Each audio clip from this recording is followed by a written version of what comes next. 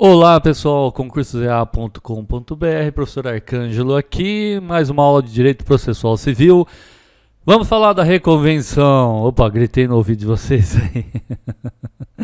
Artigo 343 da reconvenção. Pessoal, reconvenção é um contra-ataque do réu em relação ao autor. Veja, não é que o réu apenas se defende na reconvenção. Vamos dar um exemplo.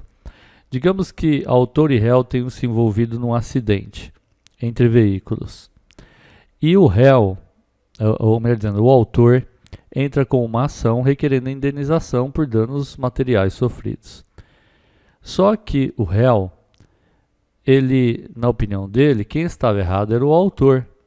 Então ele formula um pedido contrário de indenização contra o autor na mesma ação. Então veja, o autor entra com uma ação de indenização, no caso de acidente entre veículos, contra o réu. O réu acha que o autor é que está errado e não apenas se defende, mas formula um pedido na mesma ação contrário ao autor. Isso se chama reconvenção, tá certo? Então o que diz aí o artigo 343? Diz que na contestação, né, aquele prazo de 15 dias após ser citado, na contestação, no momento em que o réu manifesta-se contra o pedido do autor, é lícito, é permitido ao réu propor a reconvenção, ou seja, voltar-se contra ele para manifestar uma pretensão própria, uma indenização para si, conexa com a ação principal ou com o fundamento da defesa. Veja, é importante isso, tá? Contestação é lícito, contanto que essa pretensão própria seja conexa com a ação principal ou com o fundamento da defesa. O parágrafo 1º diz que a proposta reconvenção, o autor, veja, o autor entra com a ação e o réu é citado. Agora, quando o réu reconvém, o autor será intimado na pessoa de seu advogado para apresentar uma resposta a essa reconvenção no mesmo prazo que o réu teve para contestar o pedido, vai ser também o prazo para o autor responder aí a reconvenção, tá certo? O parágrafo 2º diz que a desistência da ação, o réu, sendo processado pelo autor, o réu formula a reconvenção. Aí, a desistência da ação ou a ocorrência de causa extintiva que impeça o exame de seu mérito não obsta ao prosseguimento do processo contra a reconvenção. O que significa isso? Que se o autor que entrou a ação desistir da ação, o processo vai prosseguir com relação à reconvenção, que é esse contra-ataque do réu contra o autor. O parágrafo 3º diz que pode ser proposta contra o autor e contra terceiro. Aqui, gente, a lei se manifesta acerca de um terceiro participante do processo, tá certo? Um terceiro intervém no processo, por exemplo, no lado do autor, ele é interessado na ação, chama-se intervenção de terceiro. É possível reconvir contra o autor e contra o terceiro. Aqui o parágrafo 4º diz que a reconvenção pode ser proposta pelo réu em litisconsórcio com terceiro. Vamos lá.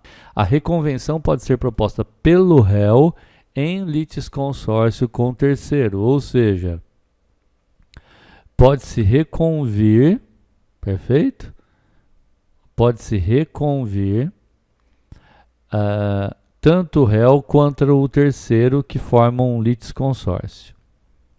Então é possível entrar contra o autor em terceiro e é possível o réu, junto com um terceiro, reconvir contra o autor. Quinto, se o autor for substituto processual, o reconvinte deverá afirmar ser titular de direito em face do substituído, e a reconvenção deverá ser proposta em face do autor, também na qualidade de substituto processual. Bem, pessoal, vamos lá. Se o autor for substituto processual. Bem, pessoal, se o autor for substituto processual, vamos imaginar que A esteja processando B, certo? E aí A tem um crédito. E A cede o crédito a C, a uma terceira pessoa. E C entra no processo. C é um substituto processual. Quando um sindicato atua num processo em favor dos sindicalizados, ele é um substituto processual também, tá? Muito bem. O reconvinte deverá afirmar ser titular de direito. Reconvinte é aquele que entra com a reconvenção, tá?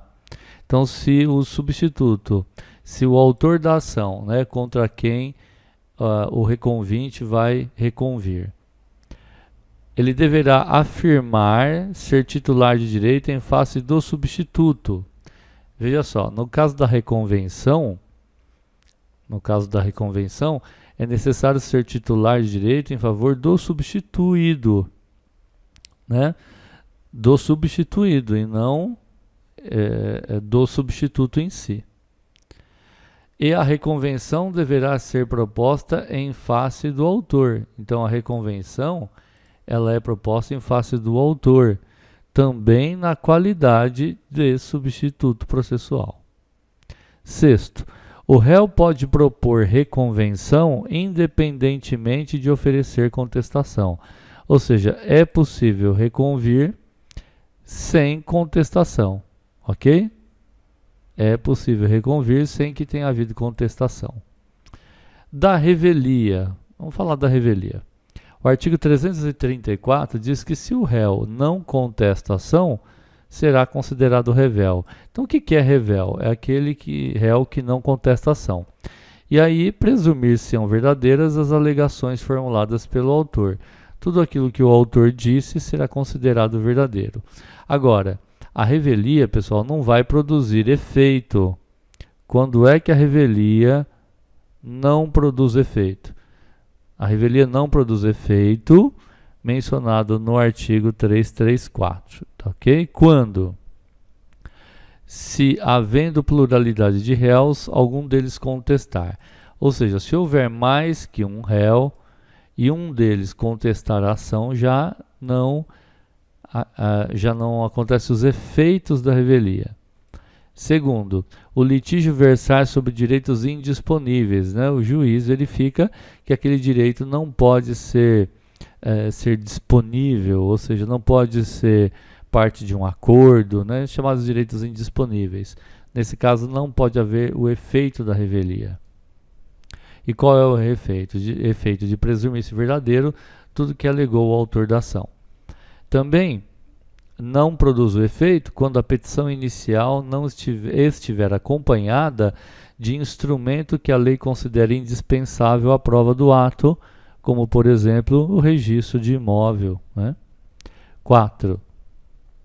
As alegações de fato formuladas pelo autor forem inverossímeis, não dá para acreditar, muito pouco provável, ou estiverem em contradição com uma prova existente constante nos autos. Então não faz efeito a revelia quando as alegações deles são um pouco absurdas, inverossímeis, ou estiverem em contradição com a prova que consta dos autos. O artigo 346 diz que os prazos contra o réu revel que não tenha patrono. O que é patrono, pessoal? Advogado, né? Então, que não tenha advogado. Então, os prazos contra o revel que não tenha advogado nos autos fluirão da data de publicação do ato decisório no órgão oficial. Então, o prazo contra o revel que não tenha advogado, ele flui a partir da publicação desse ato decisório, né, que decidiu o quê? Pela revelia, né, que tornou o réu revel, for publicado no órgão oficial, na imprensa oficial, diário oficial. Parágrafo único. O revel poderá intervir no processo em qualquer fase, recebendo-o no estado em que se encontrar. Veja, o réu revel, ele escolheu não contestar e não comparecer aos autos. Mas ele poderá comparecer aos autos e intervir em qualquer momento, tá ok?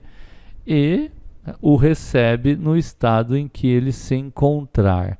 Ou seja, ele vai ficar sabendo a partir daquele momento o estado em que se encontra e ele não pode alegar, mas eu não manifestei sobre tal coisa. Bom, não se manifestou porque não quis. Das providências preliminares e do saneamento. O próprio nome já diz, são providências preliminares tomadas pelo juiz e saneamento também é por conta do juiz. Fim do prazo para contestação, que é de 15 dias, o juiz tomará, conforme o caso, as providências preliminares constantes das seções deste capítulo, que é o que nós vamos ver, seção 1, seção 2, seção 3. Seção 1, da não incidência dos efeitos da revelia. Vamos lá. 348. Se o réu não contestar a ação, o juiz verificando a inocorrência do efeito da revelia, então se o juiz verificar que os efeitos da revelia não estão ocorrendo, o juiz vai fazer o quê? Vai ordenar que o autor especifique as provas que pretende produzir se ainda não as tiver indicado. Essa é uma das providências preliminares que o juiz vai ter que tomar. Okay? Houve a revelia, o réu não se manifestou, mas não ocorrem os efeitos da revelia, o juiz vai ordenar, é importante isso, vai ordenar ao autor que especifique as provas que pretende produzir. 349. O réu revel será ao réu será lícita, permitida, né? Lícita a produção de provas contrapostas às alegações do autor, desde que se faça representar nos autos a tempo de praticar os atos processuais indispensáveis a essa produção. Então, o réu que é revel é lícito ele produzir provas, tá? Que se contrapõem às alegações do autor, desde que ele faça isso a tempo de praticar atos processuais indispensáveis a essa produção. Por quê? Porque aqui, no 348, o juiz verificado a revelia vai mandar o autor especificar as provas. Ora, feito isso, o réu pode praticar atos que possam ir contra essas provas alegadas pelo autor. Seção 2, ainda falando das providências preliminares e do saneamento. Na seção 2, ela vai falar sobre do fato impeditivo, modificativo ou extintivo do direito do autor. Então vamos lá. Se o réu alegar fato impeditivo, modificativo ou extintivo do direito do autor, então, se o réu alegar um fato que impeça, modifique ou extinga o direito do autor, o autor, né? Então, quem que é este? O autor. Ele será ouvido no prazo de 15 dias, permitindo-lhe o juiz a produção de prova. Então, se o réu alegar um fato impeditivo, modificativo ou extintivo do direito do autor, o autor será ouvido no prazo de 15 dias e vai permitir o juiz que ele produza uma prova que contra-ataque essas alegações de impedimento, modificativo ou extintivo do seu direito. Seção 3, que fala ainda sobre as providências preliminares, das alegações do réu. Se o réu alegar qualquer das matérias enumeradas no artigo 337, o juiz determinará a oitiva do autor no prazo de 15 dias, permitindo-lhe a produção de prova. Ou seja, se o réu alegar qualquer um desses aqui, ó, inexistência ou nulidade da citação, incompetência absoluta ou relativa, tudo isso que nós estudamos aqui, olha, no artigo 337, aí nesse caso, o juiz determinará a oitiva do autor no prazo de 15 dias, permitindo-lhe a produção de prova. Então, se o réu alegar qualquer daquelas matérias que nós acabamos de ver, o juiz determina a oitiva do autor, para ouvir o autor, oitiva é ouvir, né? Ouvir o autor no prazo de 15 dias, permitindo a ele produzir provas. O artigo 352 diz que, verificando a existência de irregularidades ou de vícios sanáveis, que são sanáveis, que podem ser corrigidos, né? Sanável é que pode ser corrigido. Então, verificando a existência de irregularidades ou vícios sanáveis, o juiz determinará sua correção em prazo nunca superior a 30 dias. Olha, pessoal, concurso de escrevente, não é? Então, eu acho que esses prazos aqui são importantes. No geral, os prazos do CPC agora, nesse novo CPC, 15 dias. Mas aqui aparece um prazo de 30 dias, ó, verificando a existência de irregularidades ou vícios sanáveis, o juiz determinará sua correção em prazo nunca superior a 30 dias. Não é que será no prazo de 30 dias, mas nunca superior a 30. Bem, pessoal, ó, capítulo 10 agora, prosseguindo aí no estudo, do julgamento conforme o estado do processo. Ou seja, o juiz vai julgar o processo do jeito que ele está, sem produzir provas, sem fazer audiência, sem nada. Vai julgar do jeitinho que está. A seção 1 vai falar da extinção do processo, não é isso? Da extinção do processo. O artigo 354 diz que, ocorrendo qualquer das hipóteses previstas no artigo 485 e 487, incisos 2 e 3, o juiz proferirá sentença. Então, ocorrendo qualquer das hipóteses previstas no artigo 485 e 487, incisos 2 e 3, o juiz profere sentença. Parágrafo único. A decisão a que se refere o caput, está aqui em cima o caput, pode dizer respeito a apenas parcela do processo, caso em que será impugnável por agravo de instrumento. Acontece o seguinte, pessoal, digamos que o juiz veja que, do jeito que está o processo, ele já pode dar uma decisão, perfeito? Decisão prevista no artigo 485 ou 487. Bem, o que é o 485 e 487? É pôr fim ao processo, né, através de uma sentença. Então, veja, o juiz pode pôr fim ao processo todo ou apenas uma parte do processo. Porque muitas vezes há 3 pedidos lá no processo distintos e o juiz extingue, por exemplo, uma parte desse processo com relação a determinado pleito nesse processo, ok?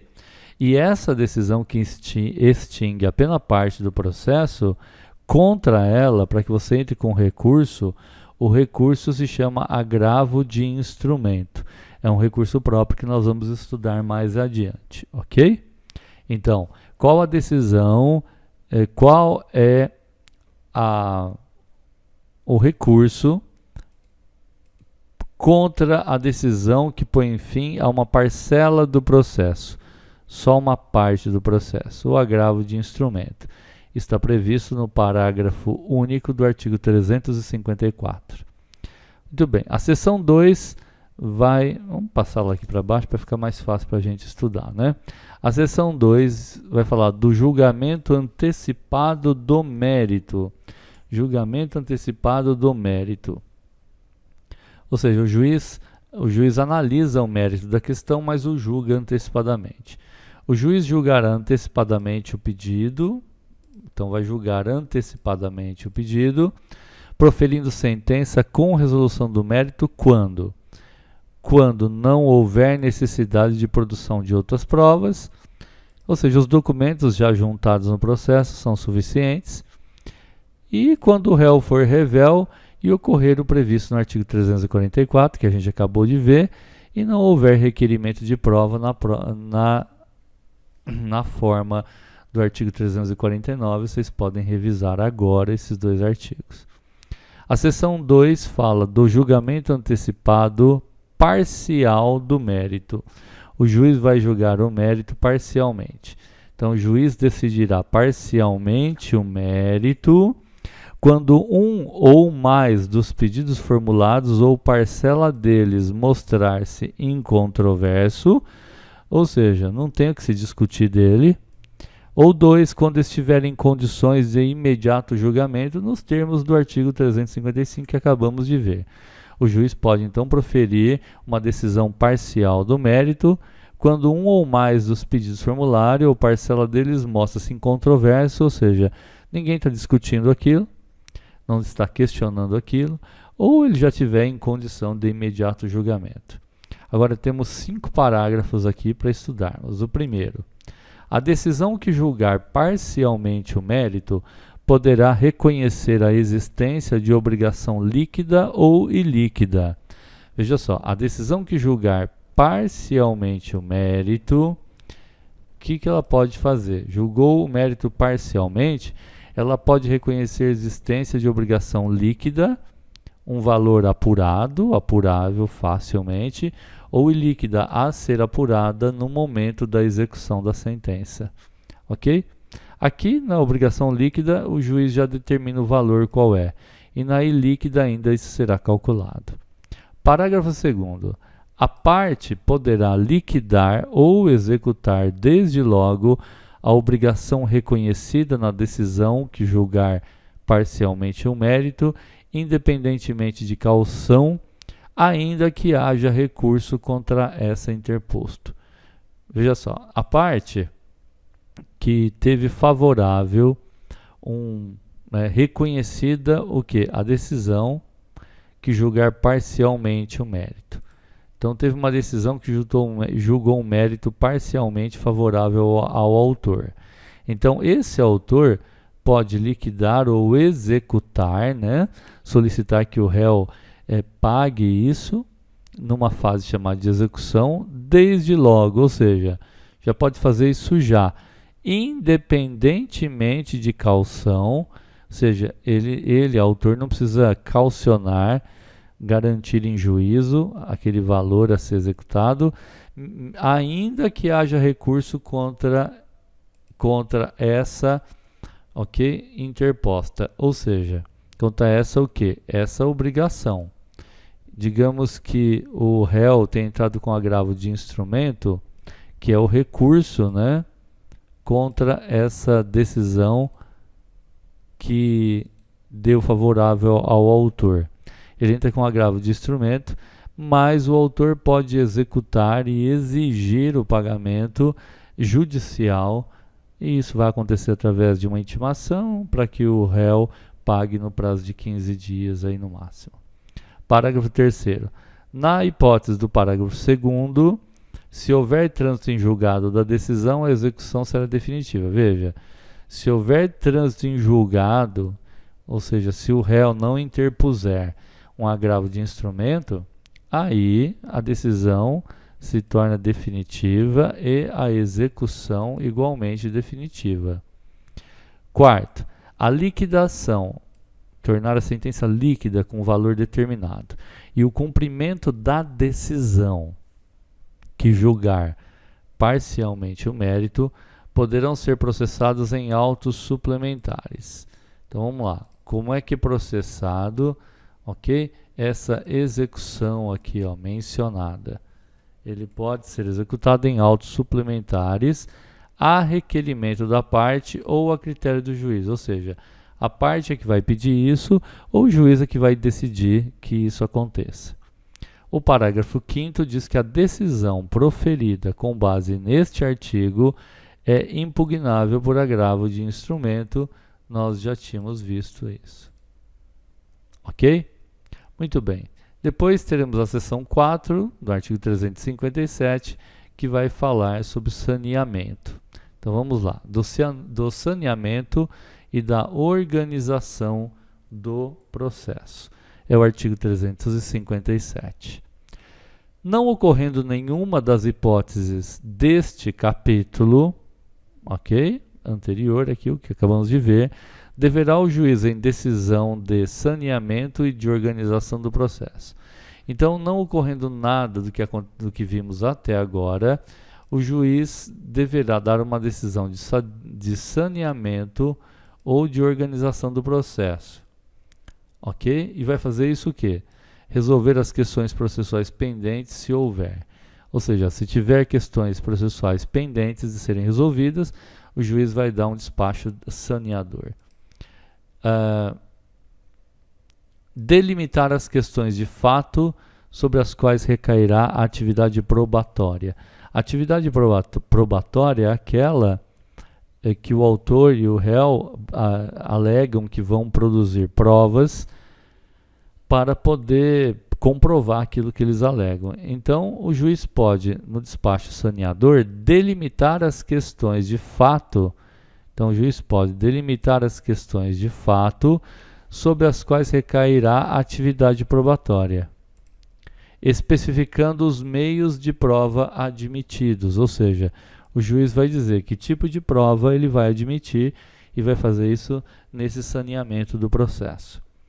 O 3 diz que no despacho saneador ele pode definir a distribuição do ônus da prova, ou seja, ele pode dizer a quem caberá provar o que no processo. No 4, o juiz pode delimitar as questões de direito relevantes para a decisão do mérito. O juiz pode, então, especificar o que é que ele considera matéria de direito relevante para que ele possa dar a solução para o caso. O juiz também pode, no despacho saneador, designar, se necessário, audiência de instrução e julgamento a fim de ouvir as partes. O parágrafo 1º diz que, realizado o saneamento, as partes têm o direito de pedir esclarecimentos ou solicitar ajustes. Então, quando o juiz dá um despacho saneador, as partes podem pedir esclarecimentos ou até mesmo solicitar ajustes num prazo que é tanto para o autor quanto para o réu de 5 dias. Agora, findo esse prazo, a decisão, o despacho saneador se torna estável e cumpre a função, tem efeitos, tá certo?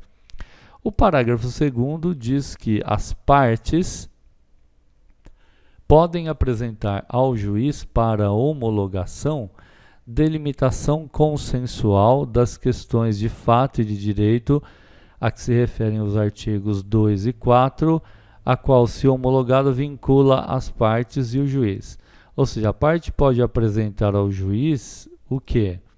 Uma delimitação, um consenso, um acordo sobre as questões de fato e de direito mencionadas no item 2 e 4, que, se for homologado pelo juiz, tanto as partes quanto o juiz ficam vinculados a obedecer essa limitação, ok? Consensual nas questões de fato e de direito.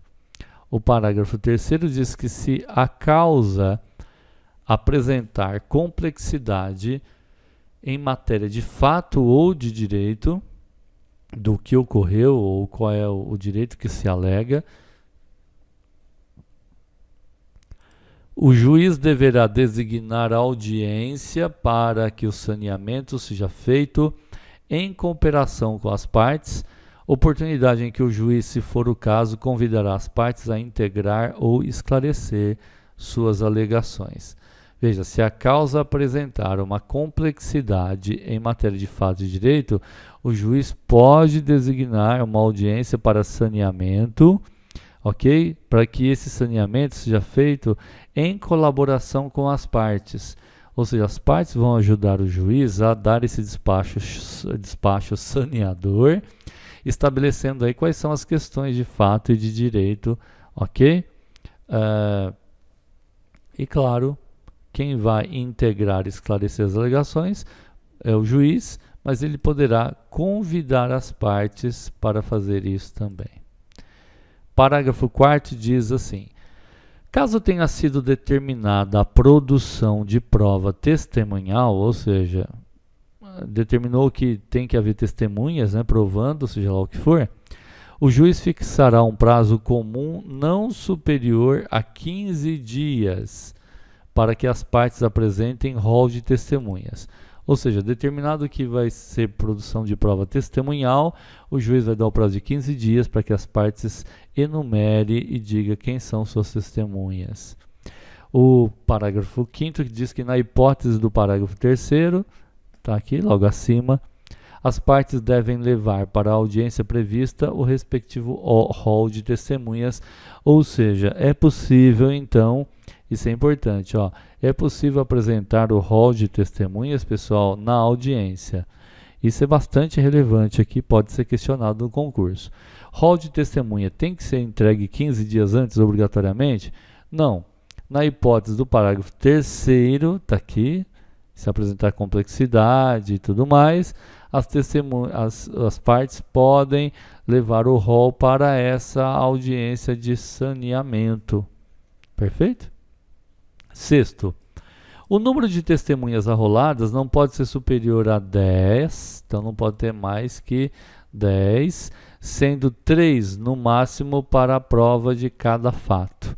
Cada fato ocorrido, no máximo 3 testemunhas. 7º, o juiz poderá limitar o número de testemunhas, levando em conta a complexidade da causa e dos fatos individualmente considerados. O juiz pode, então, limitar o número de testemunhas? Pode. Vai ter que levar em consideração o quê? A complexidade da causa e os fatos, né? Quando forem considerados individualmente. O parágrafo 8º diz que, caso tenha sido determinada a produção de prova pericial, haja perícia, o juiz deve observar o disposto do artigo 465 e, se possível, estabelecer desde logo calendário para sua realização. Ou seja, se for determinada prova pericial, o que o juiz vai fazer? O juiz vai, desde logo, estabelecer um calendário para a realização dessas provas periciais.